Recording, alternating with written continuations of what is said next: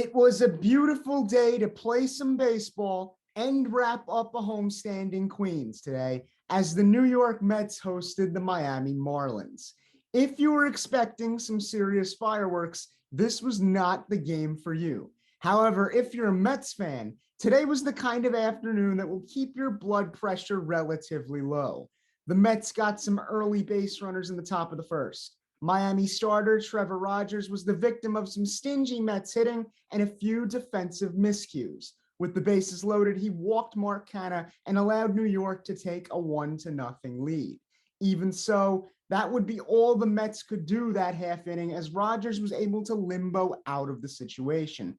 After the game, Metropolitan spark plug Brandon Nimmo talked about the importance of just getting on the board early. Obviously, to do it against Rogers today was good. He's had some success against us in the past, and we were able to jump on him early, get a run in that first inning, and that's the recipe to success for beating the good ones. The Mets offense would strike for two more in the bottom of the fourth. A walk from J.D. Davis and a double from Jeff McNeil set the table. Eduardo Escobar drove in J.D. on a sac fly, and the flying squirrel moved to third before scoring himself on a wild pitch the very next at-bat. The Mets tacked on another run in the bottom of the fifth, courtesy of a polar bear Pete Alonso sac fly, and then two more, all the way in the bottom of the eighth, thanks to an Eduardo Escobar 2 RBI single. 6 runs for the Mets on this given day.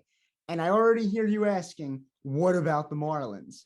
Well, Mets starter David Peterson held them in check for 5 1/3 innings of scoreless baseball. He struck out 7 in the process, and while he did give up 7 hits, Peterson never allowed Miami to generate too much momentum on the base pads. Buck Showalter later spoke about just how effective Peterson was in this department. Defensively speaking, I thought Pete did a great job with the running game.